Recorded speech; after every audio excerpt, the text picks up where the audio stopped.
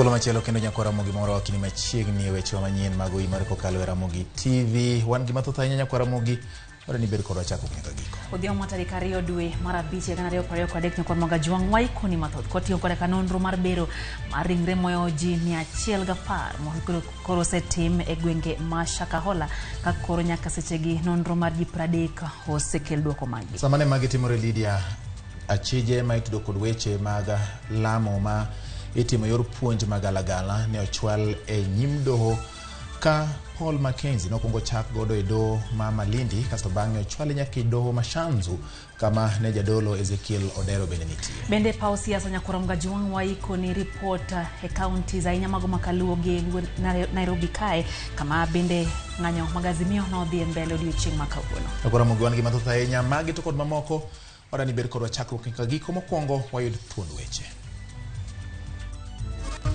20 of these autopsies we did had features of people who died because of starvation. So we are very certain that this person, who was a child also, was actually strangulated. Nonro setim ne ringre 30 kin mago ma oseyudi liete ma Shakahola kama kuom gi yangore ni kod ranyisi ne gin ji manode kendo monegi. If the two were rearrested on Friday, 24th April, as submitted by Ms. Kabaga for the state, then they should not once again be lumped together with the 7 who are being held for a period of 14 days, which lapsed today. Jadolo Paul Mackenzie no maki nyadirio kendo otere doho kitude gi timbe maundu ka jadolo Ezekiel Odero to geng'ne kuom ndalo mamoko ariyo. Kama unajua ulishinda, fungua saba.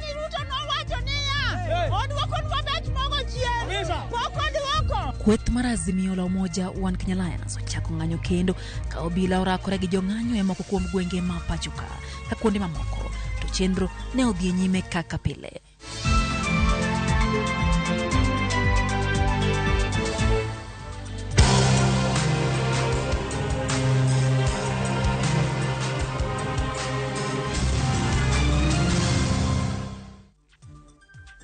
Machiegni nyako Ramogi jwang' e chendo mar imorero kamano kuom Ramogi TV mondo mi weche manyien odhiambo makawuono. Nyalo tudri kodwa namba 360 kata kokalo e mbui Facebook en Ramogi TV Kenya, YouTube kachel kod Twitter handle en @Ramogi TV KE. Nyalo follow nyako Ramogi mondo ibed kilo weche manyien. Wantiere kanyo gi Elizabeth Otieno maloko nwa weche gi machiegni nyinga Lydia Okeyo. Nyako Ramogi bed kodwa chakruok nyaka giko kaka sekwayo nyinga en George Bati. Bero mag ringre ji maloyo 100 ma osegole liete ma Shakahola no dhi mbele odiochienge mar ariyo. Bero no hotelie kod jabero mar piny owacho Johansen Oduor oyango ni 4 kuom ringre 30 mano osetiek timne gi bero gin mag ji mane onegi. Moko kuom ringre go nyako Ramogi jwang' bende ne ode ka moko to ne ogo bindi nyaka tho. Auchiel to pok ng'ere gima ne onego ka modong' to ne otho bang' riyo kech kuom kinde malach. Ne en odiochieng' mar ariyo mar timo bero ne ringre 110 ma osegole liete ma Shakahola, bero ma hotel ne gi jabero mar piny owacho Johansen Oduor. Duoko mar ringre 30 ma osetiek timne gi bero kelo buok kama ling'ling' ewi tho mar jogo medo fwenyore lela. Of these 30 postmortems, 8 of them were male and 22 were female. We did autopsy of 15 adults and 9 children. There are 6 persons who were lying between adults and female. We are not able to say by certainty whether they were adults or female because of the level of decomposition and skeletonization. Doko go yango ni thoth jogo no tueyo kuom kinde buora magichwe gi tho. As per the cause of death, we found that most of them died because of starvation. Being that 20 of these autopsies we did had features of people who died because of starvation. Duoko mar ringre 3 moko nyiso ni ne odegi nyaka tho ka nyathi moro achiel to ne ogo wiye gi gimoro madik ma ochuo wito ngimane. One of them we could clearly see marks on the neck of someone who had been strangled with the breaking of some bones in the neck. So we are very certain that this person, who was a child also, was actually strangulated. 3 of them had 2 of them of this. I've said one was strangled, isn't it? Yeah, and 2 we saw that they had undergone what is called smothering. Smothering is a process whereby someone block your nose and mouth so that you're unable to breathe and you die. Kata kamano, duoko mar ringre moko auchiel ok nyis maler gino mano kelo tho margi ka bende kata kitwech margi bende ok oyangore wirani ne gisekethore mokalo. Most of these bodies were decomposed markedly, meaning that they were badly decomposed, but a few of them were just moderately and mildly decomposed. And as per the cause of death, we found that most of them died because of starvation. Jokedo ne ratiro mag oganda oseo piny owacho kuom rem nywandogi e berono ka piny owacho kokalo kuom jabero mare Johansen Oduor to oramo ni ok nochuno ni nyaka nywandgi e chenrono. Chenrono mar bero dhi mbele chieng' tich adek ka koro idhi nywand nyinyo mag del kata DNA mag familia 28 moito jogegi ma ichich go ne gin jodin mar jadolo Paul Mackenzie. Ramogi pod wan mana e mago motudore gi weche mag Shakahola. Nyuola moro e kaunti ma Nyamira manyo wedegi 11 mawachore ni okwamo e bungu ma Shakahola. Kaka jirito mondi lerono aji 11 kamoting'o chwo 2 joutegi gi nyithindo 7 nowuok e din mar Adwen ka gikone giyudo warruok manyien mane gidhi manyo e piny Tanzania. Anyuondgi wacho ni ote ma gisebedo ka gioro miyo gi chich ni wedegigo nyalo bedo ni nitie bungu ma Shakahola. Gweng' Manyagacho e kaunti ma Nyamira. Familia moro manyanyuola gi makwan giro 11 magichichgo ni ne odhi Shakahola mar lamo kod jadolo makoch Paul Mackenzie. Ji 11 gi kuma oting'o wete 2 ma oyang kaka Richard Mose, Joseph Mose, joutegi kaachiel kod nyithindo 7 ne owuok pacho higa mar 2019 bang' uso mwandugi duto kendo go lipot ne anyuolagi ne gidhi Tanzania mar lamo bang' fwenyo warruok manyien ma opogore gi mano mane giyudo e Adwen kuma ne uriko gi lemoe. Pindi walipotoweka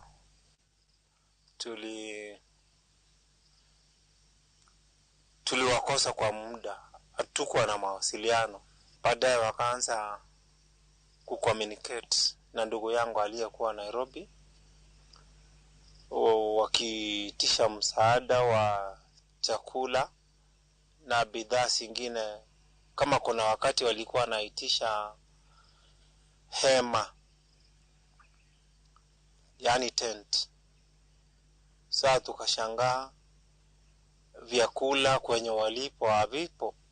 Hema ni ya kazi gani? Sasa hiyo watoto walikuwa vizuri sana. Pana maisha mazuri sana. Wanaenda kanisa ya ST. Siku ya kupotea tukasikia watoto wanapotea, sijui mahali wanaenda. Ndalo buora bang' wuok pacho negichako go simu ka gidwaro kony mar chiemo kod hema mane oriko iketo negi e gari madhi Malindi. Mishira Mose maina wadgi ji 2 ma olalgi koni muoch mar midhiero ma Shakahola oparo negi ote machuok mar simu mane oor kod wuod Richard ma oyango kaka Brian. Mane omiyo familia no oro ji 2 ma osebedo ka ogo tach Malindi mar manyo jowadgi 11. Kaka gilero, nenore ni gin gigeno ni jog pod ngima kaluwore gi lipode magiyudo kwa kuom jogo ma oresi kwa Shakahola. Sivyo tumesikia haya mambo ya Shakahola Malindi. Tulipotuma baadhi ya familia, my brother na my sister, wakaenda kule kuchunguza. Wamekuwa wakitupea pale ama kitupasa padi ya kwamba wale watu ambao wanakuwa rescued kutoka pale ndani kwa kichaka hicho cha Shakahola, wanawatambua, wakiwaonyesha mapicha wanawatambua, tunawajua wako pale ndani. Hata wanawataja kwa majina tu kabla wao hawacha mention. Kamini ya wuoi ma olal Shakahola to wuoyo kod chuny malit ka okwayo ya wuote mondo miyo yie odog pacho. Mamukwai unanisikia nalia sana, mjitokeze mkuje kwa mikono ya serikali ibasaidie mkuje nyumbani. Gikwayo piny owacho mondo miyo chung chenro mamoko kendo gier badgi reso ji manyalo bedo ni pod okwamo e bunguno. Wangeahirisha shughuli zote kama ile shughuli ya kufukua maiti na kuunda commission ya kuchunguza ni mambo gani yalifanyika pale Shakahola Malindi. Kwanza waende wakawaokoa wale watu ambao wako hai kwa hicho kichaka. Judith Omondi, Ramogi TV. Wadhi nyime jadolo Paul Mackenzie mar kanisa mar Good News International kodache jema moko aboro ne ochwale doho Mashanzu bang' obila makogi kendo mana kane osewegi thuolo gi doho ma Malindi. Mackenzie itudo kod ketho mar maundu. E kinde nyakoram gajwang' doho Mashanzu ogolo chik mondo migeng' ne jadolo Ezekiel Odero kuom ndalo 2 mamoko nyaka tarik 4 dwe mar 5 ma ibiro ng'adie wach poni ibiro med geng'ne kuom ndalo 30 ma jomin wach ne okwayo kata uoyo. Yokinyi mar tich ariyo, obila nochwalo jadolo ma ichich goni osebedo kanyayo puonj mobam Paul Mackenzie kod achije mamoko 8 e doho ma Malindi. Kaluwore kod bura mar njore ma itudogo Paul Mackenzie kod achije mamoko ma ilieko ne gin jokanyo mar din mare mar Good News International, jang'ad bura e doho ma Malindi Ivy Wasike ne okoni ok onyal medo thuolo jomin wach bang' ndalo mane gichiwo mokwongo rumo kendo loro burano. The prosecution ought to have moved the court appropriately, and therefore the orders given against them having lapsed on 24th of April, the same having also not been extended, any subsequent rearrests renders this court factors official. In regard to the first and 7th suspects, the orders have lapsed and this file can now be closed. In this regard, this miscellaneous file is therefore closed. And in regard to these miscellaneous files, the suspects are at liberty unless they are again otherwise lawfully held. Nyerere machuok bang' doho ma Malindi koni gionge kod teko mar dhi nyime kod burano kendo ni achijego koro ni thuolo. Mackenzie kod Lange ma itudo kod njore ne ochako maki kendo chwale doho Mashanzu e kaunti ma Mombasa. Motelo ne chwale doho bila osebedo katayo nonro kuom thuolo mar ndalo 14 mokalo ka odiechieng' manyoro bila mago kwach kich nyotimo apedha e dala kod kanisa Mackenzie kendo yudo buge moko manyatindo ma ichechini osebedo kotiyo godo e nyayo puonj mobam. E idohono Mashanzu jadolo mar kanisa mar New Life Prayer Center Ezekiel Odero manomaki tich 4 mokalo bende ne ochwale nyim jang'ad bura Joe Mido. Bang' jomin wach kwayo doho mondo geng'ne kuom thuolo mar ndalo 30 kwayo mano kinde jadolo Ezekiel okwedo. Jal buche Joe Mido ne ong'ado mondo geng'ne jadolo Ezekiel kuom ndalo 2 mamoko kendo koro bura mar kwayo ibiro winji tich 4 mar jumani. The respondent shall be detained at Port Police Station Mombasa for a period of 7 days, which period shall run from the 27th of April 2023, being the date that he was arrested and placed in police custody, and for avoidance of doubt, the detention period ordered herein shall lapse on the 4th of May 2023 at 0900 hours. Magi timore kinde ma jo kanisa Ezekiel Odero ne obago alam oko mar doho Mashanzu ka gidwaro mondo jadolo no we thuolo. George Bati, Ramogi TV. Nyakoram gajwang' wachore ni moko kuom ji manoiki e puodho Mashaka Hola nomi barupe mag ik kod piny owacho. Anyuola moro koro koni e higa mar 2022 mane en jalup ruoth Makono Raymond Charo ne omiyogi barua mar keto gi thuolo mar iko. Kata kamano ruodhno to kwedo wach makamano. Bende liekore ni kata mana nyiewo mar lo Mashaka Hola ruoth kod jalupne ne ogo sei. Judith Mondi miyo waler. Midhiero mag familia mar Silas Otieno ne ochakore e kinde mane oriambo ni odhi Likoni, kaunti ma Mombasa, ka kumadiri to ne odhi Shaka Hola. Silas bang'e ne olero ne anyuola ne ni ne oyudo lo ma osegedo, kata bed ni ne ok oyango ni ne oseyudo keny kod nyadendi Zilfa Doyo. Zilfa ne owito ngimane ma Silas oikie ka ok onyiso jonyuol nyako. Min Silas bende ne oduogo ng'e adiera bang'e. Kata kamano, e oboke mar Ramogi TV oneno achiel kuom gigo mane okwanyi e puodho Mashaka Hola en sei machalo mar Silas ma ondiko ni jaode ne otho kendo ne oyie ike e puodho Mashaka Hola ka ok otere kan kar ringre joma otho. Oboke yangore ni ne opuodh kod manen jalup ruoth Mama Kongeni Raymond Charo e higa mar 2022.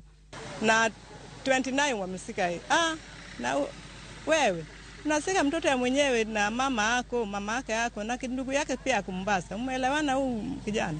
Hapana. Oboke ni en achiel kuom gik makoro keto manen jalup ruoth Raymond Charo e tago maliet. Anyuola ni nyaka sani oseyango ni nyargi Zilfa ne oikie bungu Mashaka Hola. Sasa kama burial permit imeandikwa na hizi burial permits ndio serikali inatumia kama tallying ya kujua waliokufa ni wangapi kwa kila sub location, kwa kila location, na permit imeandikwa na assistant chief muhuri wake iko hapo, tutajuaje hii jambo ni kutoka nje? Etwak marwa kod ruoth okwedo ni ne ok ochiwo oboke mar puodho ike bungu ma Shakahola ka okoni ji duto mane ochiwo negi barua ne okone ni dhi iko Shakahola ok e bungu. Hapana, mimi sikujua mtu akija kusema kama anatoka Shakahola.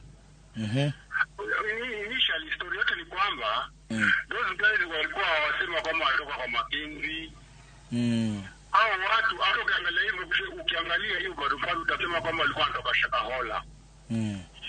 Na mtu kama amekuja na asema bibi yangu amekufa kwa sababu na hii na umeverify, si unampelekea barua tishwali.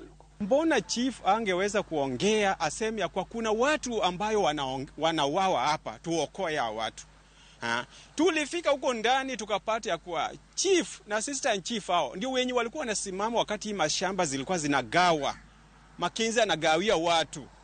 Chief huyo ndio pia watu wakikufa pale anatoa permit ambayo saizi tumeonyesha hapa. Benderemo ndokoni ukiasa ila sotieno ka okonie kama urito en kod ji mahawa 20,000. Anyuola mar Silas koni gisebedo ka giwuothie bungu ma Shakahola kod geno mar medo menyo. Tumeenda wahi kwenda Shakahola na nini mama IP tukiongozwa na chief. Chief anaingia pale, yeye anaongoza. Bila chief huwezi ukaingia pale, na wakuru huwezi ukaingia pale kwa sababu unapata wameweka barrier. Bora wamesasikia chief anakuja wanatoa barrier hiyo. Nyakasani podgi manyo wuodgi ma Silas kod nyithinde ariyo magikoni olalie bunguno. Judith Omondi, Ramogi TV.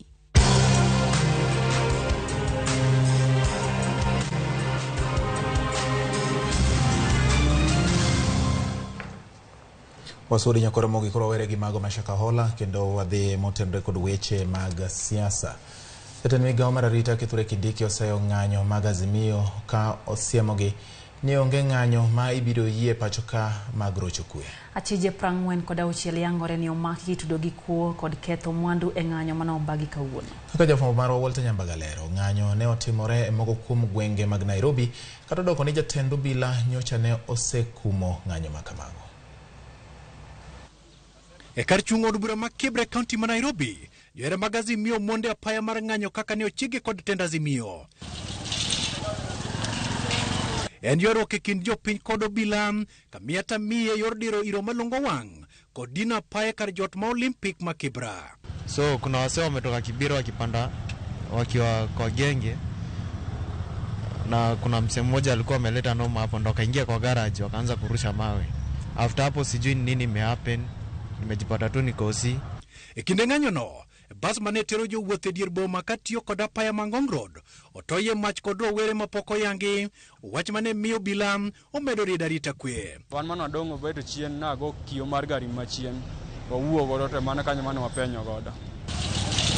Esechego bende jariemb lori mane owuok e kaunti ma Mombasa ne otony kendo gola puth njiri ka lori mane oriembo to ne owang'e apaya ma Southern Bypass e kendo kwethro were moko manyaka sani pod obila potimonegi apedha. Sasa ile watu moto wameshageuka, ile sasa mimi kujaribu kurudi ndio sasa wakanipata ndani ya gari, mimi wakanitoa ndani ya gari, mimi nikakimbia. E kar chung od bura ma Mathare, joera mag Azimio ne oketo bila ko tich matek e kinde ng'anyo ka githinyore ute to gilal, wach manomiyo ohala yudo ng'ol kuom seche buora. Ji ne ng'anyo, ok ayawo tich ni mora, an ba ne ng'anyo momiya ne barabara ka. Kora na odhi kanye kata ka nyithindo ywak kare, nangi nyithindo ywak, wadwa kuchwa gi miwa. Maloyo rowere 7 ne ondhi kod obila kendo rwako gi lori, eka jopiny noduogo wero tiendagi machama tuni e kinde mane getony ka pek mar ng'anyo ne omuomogi. Matimore ka jodito mag Azimio lom moja to ramo ni ng'anyo margi pod biro dhi nyime chieng' tich ang'wen jumani. Our protest will resume on Thursday the 4th of May. Azimio chal piny owacho ka gitudo jalup jatend piny Rigathi Gachagua kod Moses Kuria kuom pogo ganda. Hooligans hired by the Kenya Kwanza illegitimate regime were unleashed to cause mayhem and destroy property and blame it on our peaceful protests. Bang' wech mar apoya e kind obila kanyakla kod jogo mang'anyo, gikone to koro jodak pod rieyo mana bat makende ka gikwayo ni mondo kwe makende obed e kinde ma jopiny manyo ratichgi. Walter Nyambaga, Ramogi TV, Mathare, Nairobi County. Kapod ogo mantache mago mag ng'anyo nyakora mga jwang chenro mag wuoth kod ohala norochore moko kuom gwenge ma pachoka nikech ng'anyo mag Azimio la Umoja One Kenya Alliance. E counties makaluo kama oting'o Kisumu, Migori kod Homa Bay ng'anyo notimore kendo rocho chenro mapile pile. Jafwambo marwa Juma miwa lerma. Bang' twak e kind kweth ma oyier kod Azimio la Umoja kaachiel kod Kenya Kwanza ewi dwaro ma osegol kod Azimio la Umoja koso nyago lemo, kweth mar Azimio la Umoja ne odok e apaya kendo bago ng'anyo e gwenge mopogore opogore. E kaunti ma Migori, ng'anyo mane obagi kod joherago mag Azimio la Umoja ne ochungo chenrogo mag wuoth e apeyni mopogore opogore kaachiel kod chenro mag ohala. Savo nyakuyao bei mar mogo nyaka dok chien nyaka siling 70. Wabiro ng'anyo nyaka chieng' ni wayie ni omiwa right wa kaka jo Kenya. Vijana dwaro tije, counties dwaro pesa, students dwaro help. Ng'anyo mochako sani kwa bidok chien. Joherago mag Azimio la Umoja ne oseo piny owacho kuom pek mar ngima kod midhiero mamoko mabende koro kwako piny Kenya.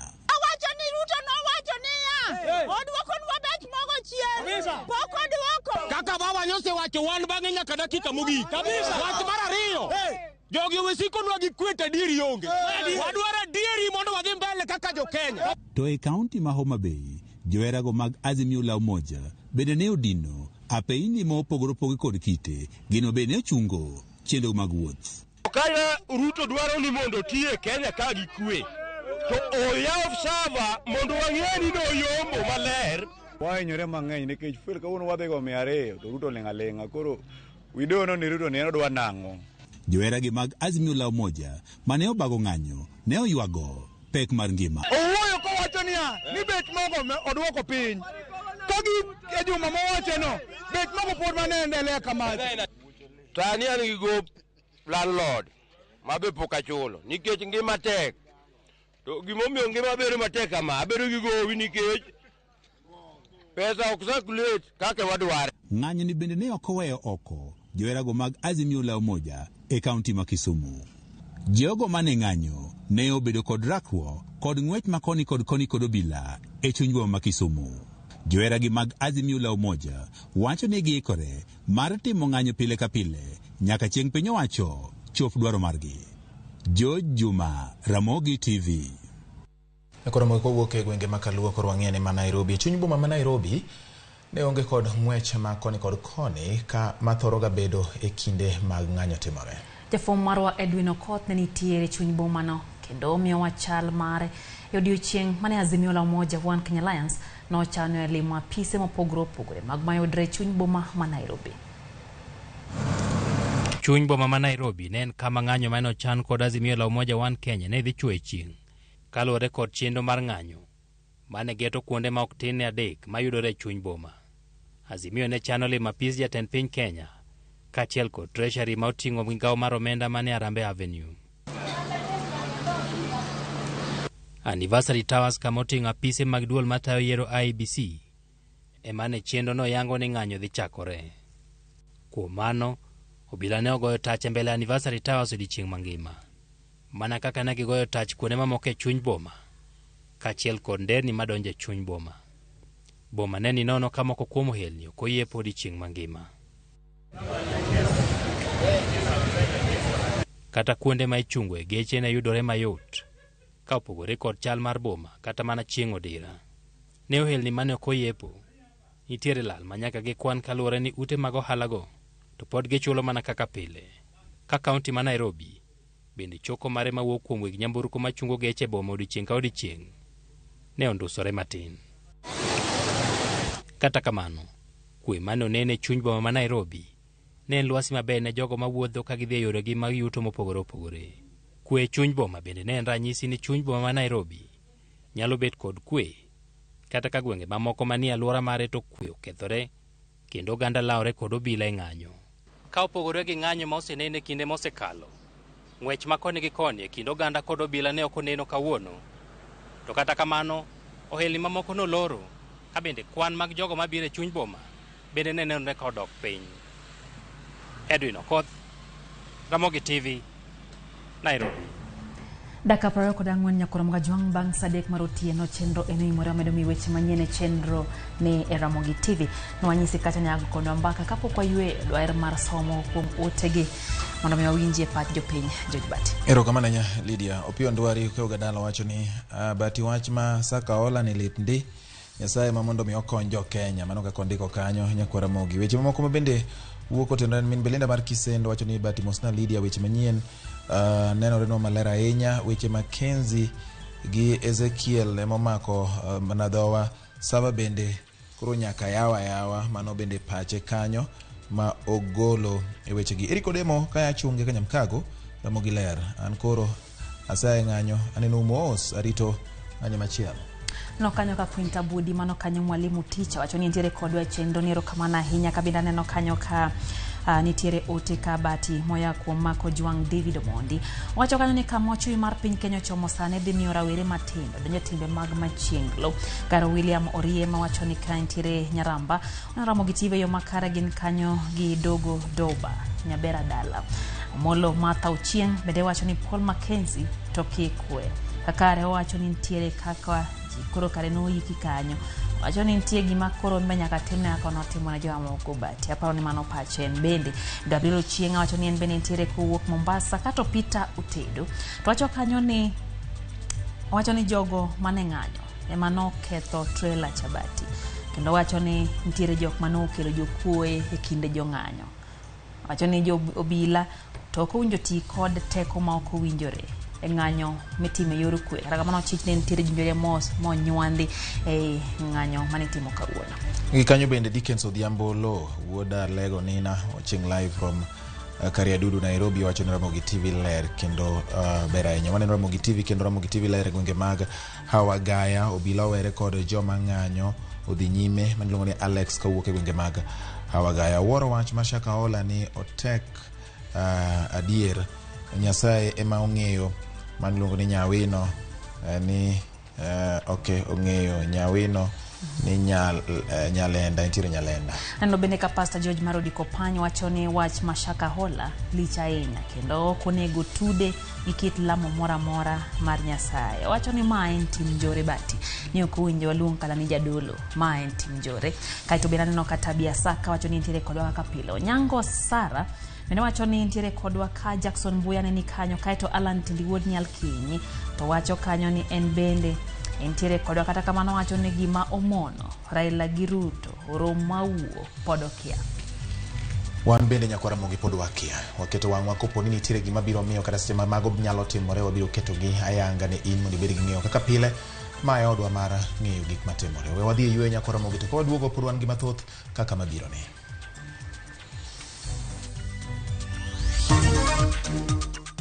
Migao mararito puodho ni chaki apedha e tong' Mameru Isiolo kotara nithi mar tiko ku jamni. Asset finance, import finance, insurance, salary check of loan, civil servant loans. Mwananchi Credit has you covered. Mwananchi Credit, investor in people.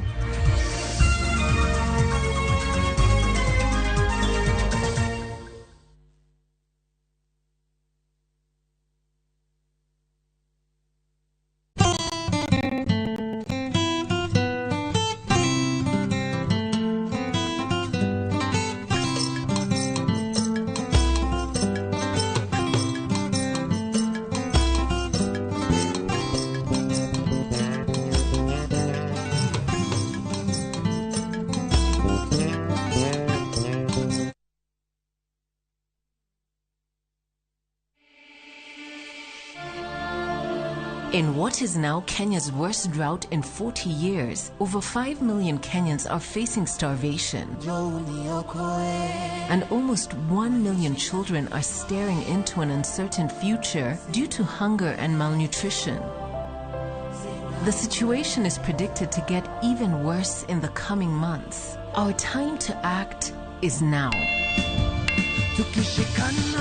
We have always been there for each other in the spirit of togetherness.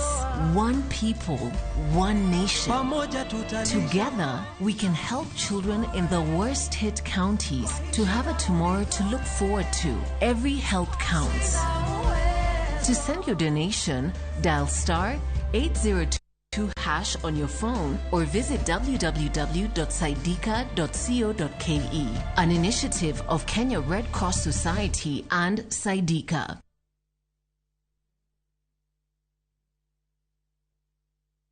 Jijenge na shilingi 1500 guaranteed kila wiki kwa kucheza Kaende Jackpot.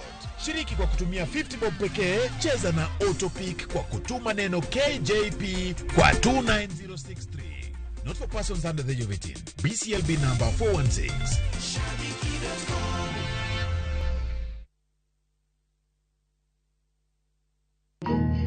Chir okmur sechete. Ntie seche moko machir biro kuom wuoyo gi duol mamul. To seche moko chir en duol mamul mamiyi bedo gi geno mar temo kendo kinyne. Par niya, onge gima ber mabiro mayot. Kik ibed kod rapim mar tembe mikale kalure gi rem ma in go. Dial *811 *281# to get chir mar geno.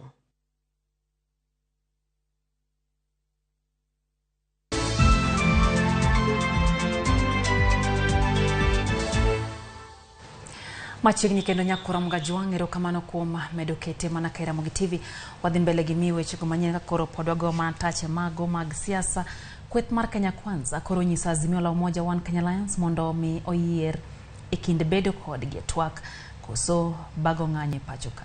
Kenya Kwanza wacho ni Azimio kosenyiso adieri margi ni mar gidhi nyime gi ng'anyo kata obedo ni twak ne osemi thuolo. Azimio to koni oikore mar duoko kata duoge twak Kenya Kwanza otimo dwaro magi. Chris Owino miyo ler mar wachni. Siasa magoyo kor kaachiel gi kawo chung' motegno e kind Azimio kod Kenya Kwanza odhi nyime odiochieng' ma kawuono kendo kelo luoro ewi geno mar chiro twak e kind kweth ariyogo. Kenya Kwanza ochung' kar tendgi gibiro mana dhi nyime kod twak poni Azimio ochungo ng'anyo mar kwedo piny owacho. There cannot be dialogue simultaneous with street protests. The two cannot go together hand by hand.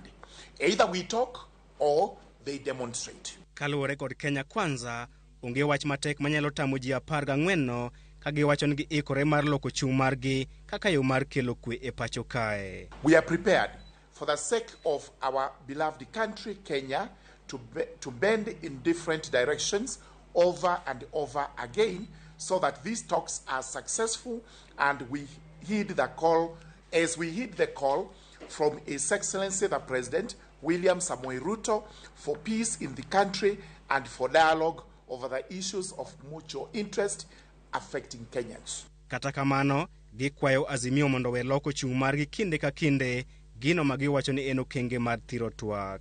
The only issue we have with our colleagues is the oxymoron in their speeches. In one hand, they insist on a structured dialogue. In the other hand, they are for violent protests in the streets in the name of demonstrations, picketing, etc. Korka korgi, Azimio e bwo telo mar jaod bura mar Rieda Otiende Amolo bende odhi nyime kod rido tol kagiwacho ni Azimio oikre maduogo e mesa poni Kenya Kwanza ogolo Adan Keynan e komiti mar twak. We as the Azimio team are ready and have always been ready to resume, and we will resume anytime we get communication that the Honorable Adan Keynan has been withdrawn as a member of the Kenya Kwanza team. If we get that communication now, we are ready to resume immediately. Otiende wacho ni Kenya Kwanza ema thiro twak kuom biro e mesa gi lwedo ma ok ler. To give us a condition that we have to call off any demonstrations, which is a constitutional right, as a condition of resuming any discussion, again is a show of bad faith. Pod okoyangore ni ywaruok e kind Azimio kod Kenya Kwanza biro dhi nyime nyaka karang'o. Chris Owino, Ramogi TV, Nairobi. Wadhi nyime nyaka Ramogi kendo koro wang'imo tenre kod weche mag duond bura mar Jubilee. Duond bura mar Jubilee pod ywaruok jembore ka tinende kweth ma otelie kod jaod bura Kanini Kega Olando ne oyiero Sabina Chege kaka ogai mar Jubilee kendo kao kar manen jatend piny Kenya Uhuru Kenyatta. Gikwedo milome manyocho chiwo gi kodwe mokalo e romo ma giwacho ni ne onge jokanyo moromo mar puodho lokruok manotim. Gimero ni jatend piny machon Uhuru Kenyatta ok nyal tayo bura mar Jubilee kendo. By operation of Section 6(1) of the Presidential Retirement Benefit Act, which requires that a retired president shall not hold any office in any political party for more than 6 months after ceasing to hold office as president, the former party leader ceased to hold office as the party leader of Jubilee in March 2023. Therefore, any communication from him cannot bind the party and is of no legal consequence. Tunafuata katiba ya chama chetu. Unakumbuka ya kwamba baada ya kufanya mkutano wetu kule Nakuru tarehe 10 mwezi wa pili, walienda kule PPDT na kesi ile ikasikizwa, maamuzi yakatoka, na maamuzi ya koti ile walisema ya kwamba turudi hapa tena kwa chama tuweze kusuluhisha mizozo ile ambayo tuko nayo. Lakini ni jambo la kusikitisha ya kwamba hawaheshimu ile koti ya PPDT. Akora mwika wangi weche magarita kwe korwangia ni motendegi mago magajiwarita ahinya e gwenge mag nyandwat mar piny Kenya. Jatend migao mararita Kithure Kindiki ogolo chik mondo mi tima pedha itung mag kaunti ma Meru, Isiolo kod Tharaka Nithi kaluwore gi kuo mag jamni masani ore kono.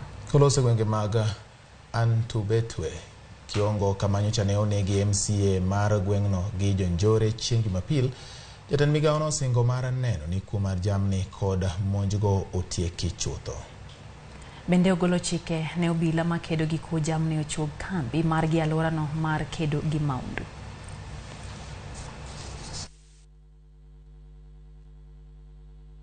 Tunaomba wale mifugo wamechukuliwa na majirani Warundi wa Meru wachague mifugo yao, na Meru is not a restocking place. Ninataka nitangaze operation maalum ya kukabiliana na wezi wa ng'ombe ambao na wezi wa mifugo ambao wanatatiza watu katika sehemu hii ya Meru, sana sana Meru kaskazini.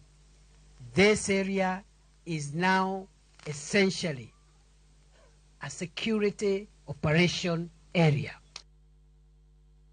Wadhiani nyime nyakora mogikoro donjo Kisumu. Riwruok mar jotije kaunti mapacho kabane ma Kisumu ng'ado oko ng'anyo mane gichano timo kawuono mar bandho sachgi mane pok ochulgi kuom dweche 4 mokalo. Kanotelna gi kod jagoro Rashid Oundu kaachiel kod jakom margi Boaz Opiyo gilero ni ng'anyo makamano koro ok bitimore kaluwore ni giseromo gi tend kaunti ma Kisumu kendo oyie chopo dwaro margi e chudo mar osara kendo osechak chwal negi omendago.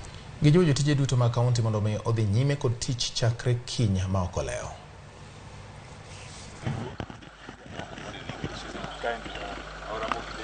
Nyoro nye waziri mar public service nyo reach out kuomwa ni mondo wabed kod bura kawuono kaluwore kod ng'anyo manye wabago kawuono. Ne wawinje kendo nowacho ni wabire wachak kode bura saa 4. Ne wabiro kaka nowacho ma wabedo kode piny ma wayiere e weche manecho wandiko mar jotich. Achiel kuom wechego ne wawuoye ewi misara michulo modeko e kinde duto. Nyo management oleo chunywa kosando jotich kendo chayo. To giduogo gigo badgi piny kendo giwacho ni gik manyo wadwaro go duto giyie timo mana kaka jagocha osewacho no. E wach mar geng'o msara ma sa duto leo kendo wasewinjore kodgi ni giloso gik moko bet kare mabai tarik 5 ka tarik 5 biro bed no osechul pesa. Okang' magidhi neno magidwa ng'iyo ni to tarik 5 no oyudo ka gisechulo pesa, giseloso agreement kod banks mondo bed ni kapod ok National Treasury okolo negi pesa to banks ginyalo miyo gi pesa, gichulo ji, ae to bange ka giyudo disbursement to gichulo banks kako winjore gitim. Koro Ramogi koro wang'ene mago motenore kod weche mawuok e ute mag twech. Piny owacho chako chenro mag loko chal mar kuonde twech ma pacho ka maneno ni ngima mabuse ni kare kendo miyo gilony e yor tiegruok kanyalo konyo gi toka wuok e ute twech. Kano wuoyo gi jofwambo e boma ma Nairobi, jagoro mogirore migawo mar kuonde mag kata kuonde twech Mary Mudhoni olero ni gisetimo limbe e kuonde twech maromo 76 ma pacho ka mar twak kod jodito ma opogore e migawo mar twech kaka yo mar bero ngima mabuse kendo duoko piny dhogni mag mabuse. Mudhoni osingo ni migawo mar twech osechako chenro mar pidho yiende kendo nyaka sani gisepidho yiende maromo 2,000 kaka yo mar chopo lek ma piny owacho nego mano mar pidho yiende bilion 15 kendo bero chal mar alwora e pacho ka. The department has outlined in Order Number 1 of 2023 on reorganization government. Our goal as a state department is to reform the inmates through both formal and informal training to make them productive members of the society once they are released from custody. One of the areas that we have been very keen about is decongesting of our prisons. The current occupancy levels in Kenyan prisons reveal a severe overcrowding issue leading to significant challenges for management, including inadequate resources. Duol mar Ken Haupo joriem geche magosigo kuom ting'o ratil machik dwaro. Asset finance, import finance, insurance, salary check of loans, civil servant loans. Mwananchi Credit has you covered. Mwananchi Credit, investor in people.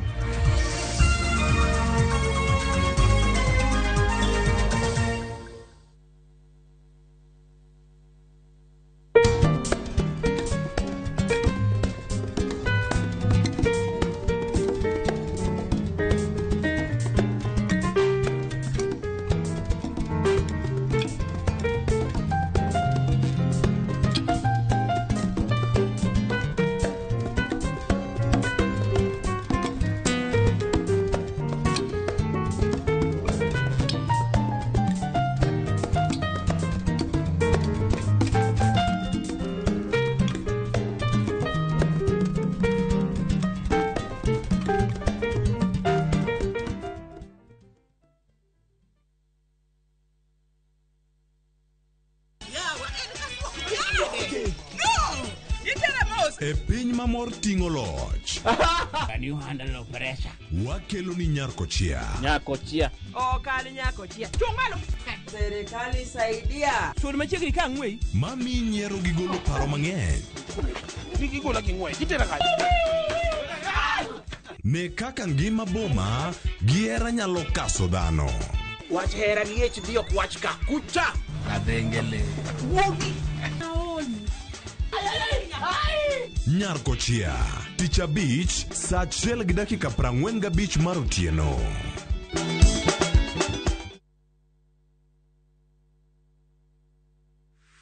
Is bad breath getting in your way?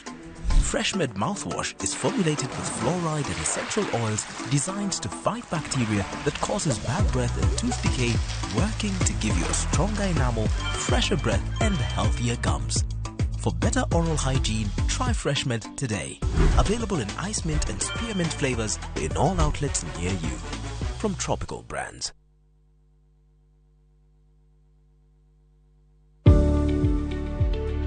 Bed kod chenro mong'ith mar ohala makelo kanyakla rieko mar kwano muom midwa tiyogo, riekni mag yudo chiro kod kaka idwa tayo ohala. Ma biro miyo iketo pachi kamoro achiel moriere kendo bomiyo ikawo okenge makare ewi ohandi.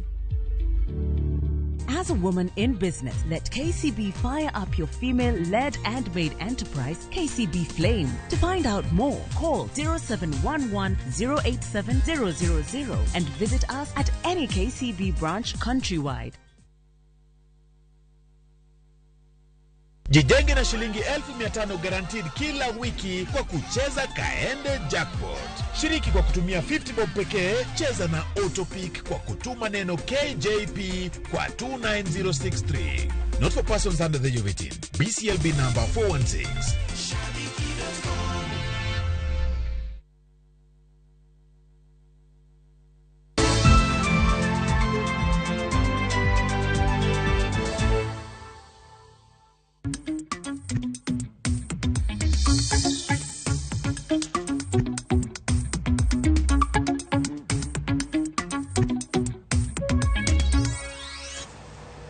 Wadhi nyime nyokora Ramogi korwa donje weche motenore gi mag ohala. Duol mochung'ne rango chenro mag apeyni madongo mapacho ka Kenha oyango joriemb geche mag osigo ni osetemo luwore kod chike matayo pek mag mwandu ma isombo gi nyamburkogo. Kenha wacho ni mana nyamburko manok ema pod kalo pek ma oketi ni ok owinjore kadhi. Kaluwore gi kambi mar Danka Africa Limited, dok piny makama obiro nikech kum mapek ma osebed ka imiyo jogo ma yudo kating'o osigo mapek ne okalo kiewo. Manager mar Kenha James Karanja kano yango wach ni olero ni thuolo ma dwe achiel mokalo loche auchiel kende emano maki ka oting'ore mapek. Karanja nogolo siem ne jogo ma ibiro yudi ka pod ting'ore mapek e ndara ni ibiro gogi fwai. The percentage trucks that are overloaded, especially transit, is around 2%. Actually, last month we only had 6 overloaded trucks that were on transit. So the compliance is around 98% for transit circles. For transit trucks, have been a problem, especially on the Narok Maimahi Road, and that is because there are various sand sources which are between Maimahi town and the Way Bridge. That means that many trucks are able to fetch their sand and get back on the road without passing through the Way Bridge. This creates a loophole whereby overloading can happen undetected.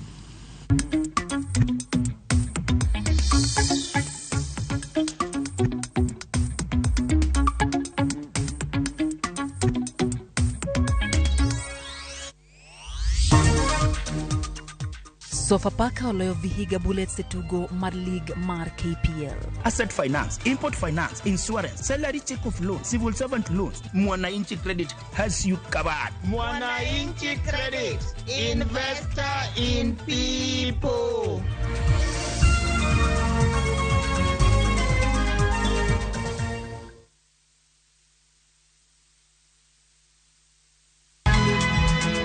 Nyakwa Ramogi. Wachaka nigi weche matimore sa. Gige dongruok en gigo eko ma en hakini, ok en gime miyi gi mich. Buch jopiny. Adier gima dhi mbele sani, Trevor dhano kech nego. Alo, ber ahinya udhi nade? Wadhi maber Musa, pinjari penjo mibni godo no mar senator. Tich adek ka tich adek, tudri gi jalendo Trevor Ombija janding opanga jonyakach dendo nombija taya nyakwar guok kocha pesa. Sadek otieno, mane Ramogi TV, kik bai.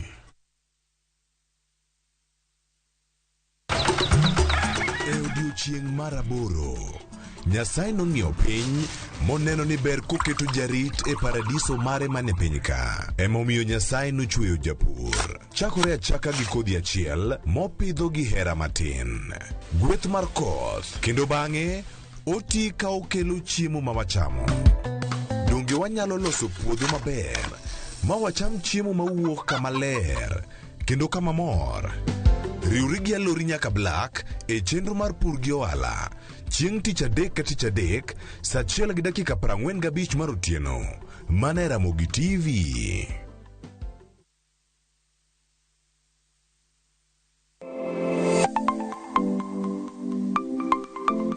Nyakwa juanga, ng'ato ka ng'ato inyuolo kod pok mare makende. Hero mara mar okapu nochakre chon. Nafwenyo ni mae gima hero timo, mae gima lwetega nyalo loso. Ramogi TV koro mi pok mopogore opogore manyalo loko ngimani. Nitie gima iluongo ni giving back to the community. Like iga moantie ni asepuonjo ji ariyo no. Parni chenro mar pok opogore nyakwa Ramogi juanga biro ni chieng' tich ang'wen ka tich ang'wen. Chakre saa 2 nyaka saa 3 mar okinyi. Kod an Sharon Ong'ao. Kik bai.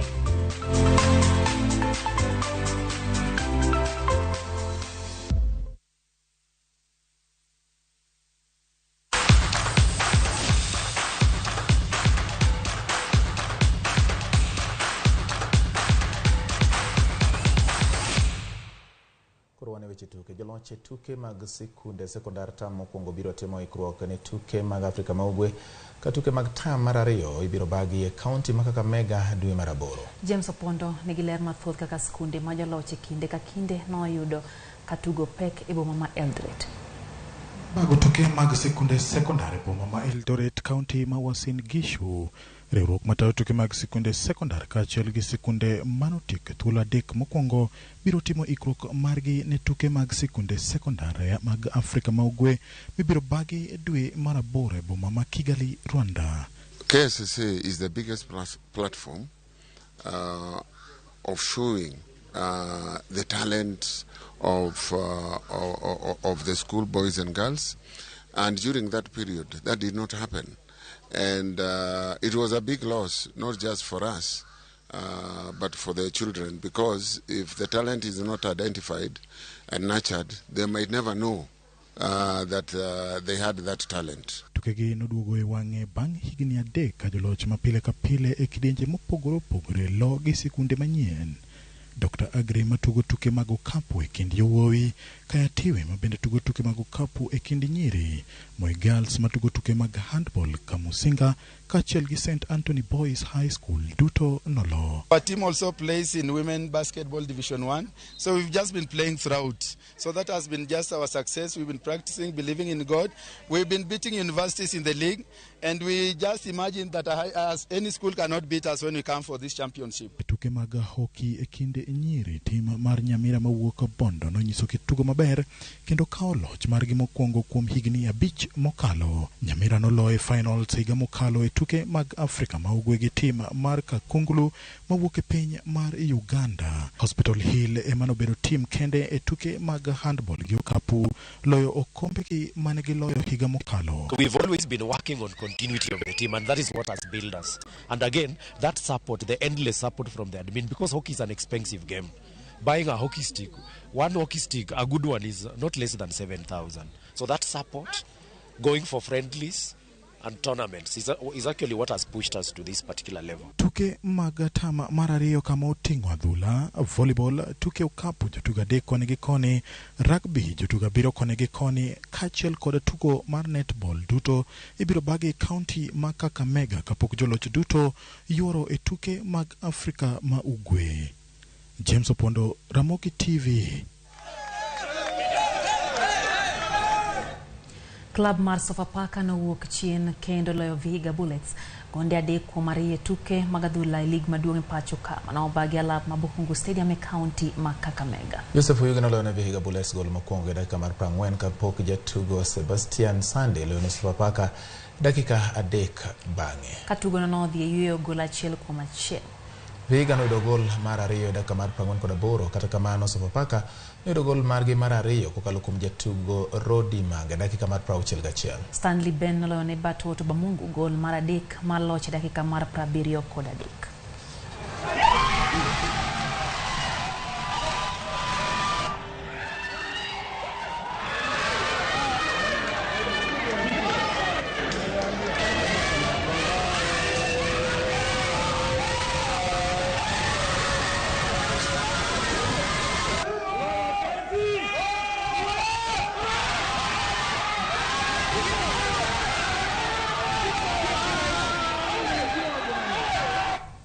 Odhi nyime tim mar Nairobi City ong'ado tiko mar nus finals mag tuke mag table tennis makelo kanyakla timbe mawuok Afrika madhi nyime e alap ma Kasarani Gymnasium.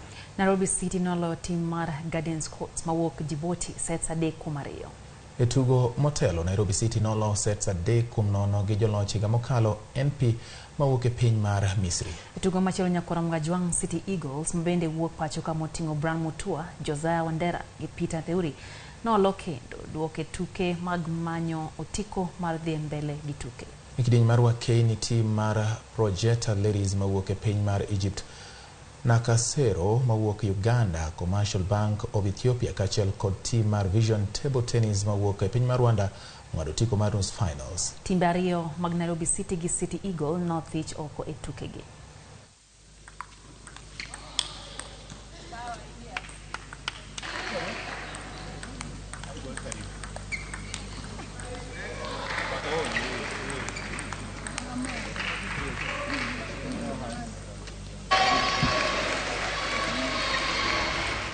Wadhi nyime nyakora Ramogi. Migawo mar weche mag tuke kotelnegi kod jagoro mongirore Jonathan Mweke kaachiel gi director mar Sports Kenya Pius Meto otimo limbe e pewe mayudore masawa mar piny Kenya. Limbe no makende no chakore alap ma Kirigiti Stadium ka gedo mag pewe mitugo tuke adhula, volleyball, netball kaachiel gi tuke mag okapu oserumo tielo mokwongo.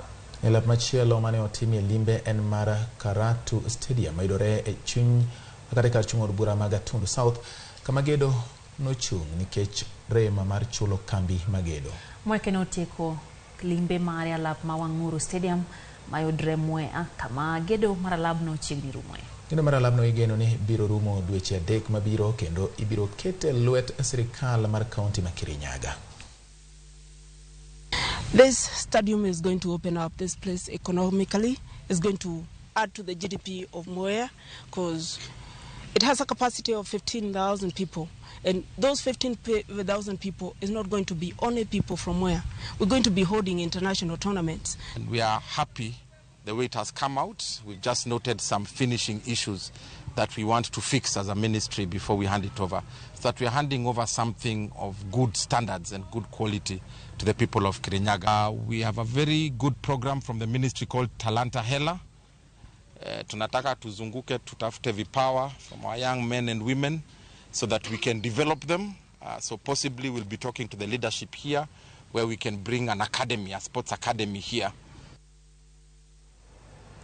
Agora mkodhi mago motenre kod weche mag adhong en team mar Kenya matugo tuke mag boxing mong'ere kaka Hit Squad nochako tuke mag FIBA World Championship e tielo marach bang' jatugo Joseph Shigali logi Ibrahim Omar mawuok e piny mar Gambia e kidieny mar welterweight.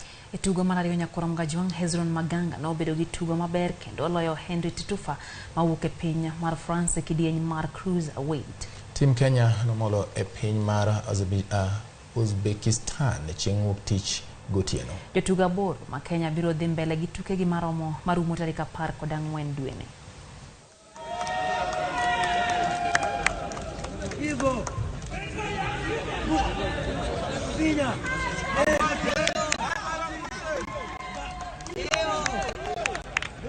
out of red corner Hezron Sabah from Kenya.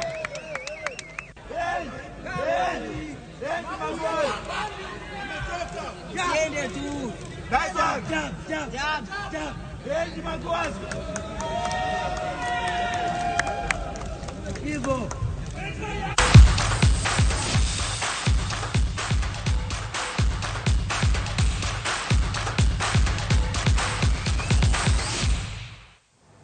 Wadhi nyime nyakora Ramogi koro ni tapani nyime mwadhi na namba tieko onge machielo. Wachomo gate. Wachomo gate. Koro wuok okenge Lydia ni ya mano kwani mondo bede kodwa ka iponi moko ntie mosendiko bathe kanyo walide moko ariyo kapok wawuok. Nyakora Ramogi ndiko kabati kabende aneno ka gimedo golo pachgi ahinya te wi weche manyien mane waikore nyako ting'o wach mar Shakahola. Aneno ka medo kelo paro mopogore kabende mano be aneno ka medo nyuolo paro machielo en mano mar ng'anyo mar Azimio. Victor Olo wacho ni entiere ndere gie moneno yo makare. Derrick Okomo wacho ni en be entiere kod wacho ni maandamano to nyaka dhi mbele pile ka pile nyaka piny Kenya duoka mwonjo bed ni entiere. Ka Wycliffe Ogutu wacho ni en bende entiere kodwa nyaka jiko onge ringo mit ne adua. Wacho ni en gi komba kanyo lakini okomore yaka Ruto tayo piny owacho gi kaka otimore gi jotije Nyasaye. Haya to en mano pache batika kwa wacho pile. Dhano nigi paro mopogore neno ni jotije Nyasaye sande pacho ka. Haya Stephen Oginga governor wacho ni en be entiere kodwa ka entiere Marindi mano Kanyada Homa Bay County wacho ni luongo ni Massive wacho na weche manyene yo makare kato Malaki Matete Rogin Roy bende wacho ni entiere kodwa kare. Erokamano nya James nyakwar nyokuku kawuok Uyoma Chianda wacho ni Ramogi ler mar atari bata woro kaka ng'anyo kelo shida yore mag ohala. Kasto Rwatai wudu Uyoma Kubong Rachar ananeno Ramogi TV maler ahinya na siro ng'anyo nikech jo Kenya kwanza walo gi jo Kenya kod singo ma ok chopi. Kasto Lydia kanyo bende adwani asom ote mabindu wuok kuom jaod bura mar gwenge mag Embakasi East Babu Owino mawacho ni okone depo ni oganda jo Kenya kadebed ni joma ne otelo chon ne oko okedo ne piny Kenya, de koro piny Kenya pod onge uhuru. Gimoro ka gimoro nyaka bed nitie oganda makedo ne. Miyo ng'ama wacho ni jaluo ema ni mbele, mano ng'ama kia. Kata mane kinde mane manyo loch mar piny, nitie joma no kedo. De giwe kedo, de koro samoro piny Kenya onge loch. Koro oganda nyaka ked ne lokruok. Mano wach mare Lydia Okeyo.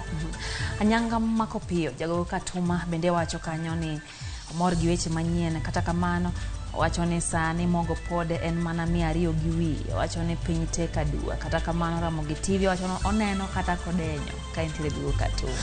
Kaeto Injinia Lazaro Kanyambok bende wacho kanyo ni en ka polise ma aparo ni wacho wach mar golo polis na jotelo moko, wacho ni mana ka gin mago ma ng'ato chulo ko ya ofuke, to ka en pes jopiny to wacho ni onge tiende mondo golgi. Wacho ni entiere kodwa e chenro kae. Kato Cleophas Olum bende wacho ni yo makare. Peter Otedo anyene ni kanyo kendo kichak yoro ote e kaito bende nitiere ote moro kabati naneno koya kuom Lucas Apondi mawuok Awendo, Dede Migori County. Wacho ni en to mora gi weche mabiro negi achiel kachiel kako manyo negi piny, mana kaka en achiel kuom yore magwa mag chopo singo mano minya koram gajuang mar menyo ni piny ketie ng'eyo kendo ni bedo gi winjo makare e wi gigo matimore pacho ka. Ano mora ndi Lydia. Kata kamano jal mawacho ni oneno Ramogi kata denyo kiko tuwe ma poni okelne hinyruok, kowinjo ka odhi marach to nyalo kwa ka jirani mondo gimoro matin manyalo yudore. Kaka no wachi joluo wacho ni cham gi wadu kata tin don koro watie katika kikanyo yakora Ramogi ma okwatimo kawuono kiny den mano dichieng machielo mibiro time ka kamano wacho ktiekiro kamano kum kete Ramogi TV eloya waduto mosiro weche manyien kuwuok e odwa ma kawo weche manyien kaachiel kod reporters waduto mano wuothe kor gwenge mopogore opogore mochako gi kendo kelo nigi yo makare omiyo koro ibedo gi ng'eyo puoch gi pak. An nyinga George Bati oriti masani kendo Nyasaye mondo obed kodi. To kamano kuom kete mana kara Ramogi TV nyakora mgajuang kuom ser mimiwa pile kwa kawe kagir tuko kendo agwero kamano kuom Ramogi TV mondo mi weche manyien pile ka pile. Nyinga Lydia Okeyo riti masani wasebedo kanyo gi Elizabeth Otieno mosebedo kalo kuna weche gi hini na makare.